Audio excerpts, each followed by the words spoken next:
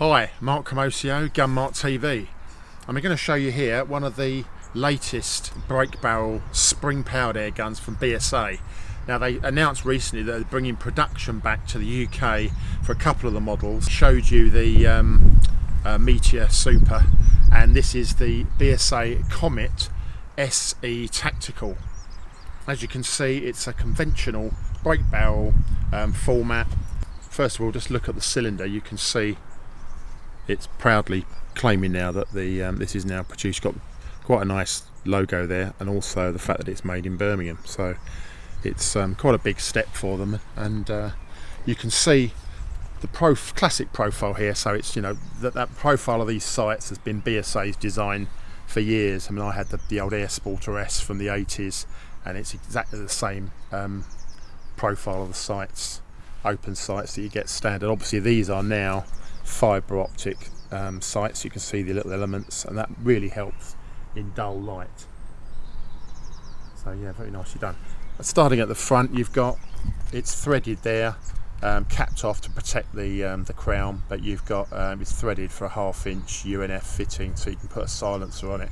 As we've often said, it won't make a dramatic difference on a Springer, and it will make it possibly overly long. But it's nice to have the option there, and you can put, you know, various fittings on. It's quite nice to just play around. You can put little, you know, air strippers and what have you on, which is all part of the fun, really, of you know, experimentation with these things. Coming back, obviously, the main thing that strikes you is that synthetic stock. It looks like it's got inserts. I'm not sure if they are actually inserts, or they feel maybe slightly more rubbery than the main body. Whether they're just raised sections or they are actually stuck in, I'm not quite sure. But it feels good. It gives it a swell to the fore end. Got obviously all part of the moulding, ambidextrous, but you've got moulded checkering on there. Coming back, you've got it's the Gamo style of butt pad, so it is quite solid, but solid rubber there. Not going to wear out, but it's, you know, a little bit too hard really, but that's how they do it. You've got a 2-stage trigger, very nice, sort of ultralight first stage, quite a broad blade as well. Although the blade is, I think it's synthetic, but it doesn't matter because it does operate very nicely. Very light first stage, so it takes the weight off, and then it's a bit creepy. It's not, you know, ultra sophisticated, but a bit creepy on the second stage, but it's perfectly manageable and sort of par for the course. If this is my gun, it's a spring power gun. Some sort of arrestor block would help on there.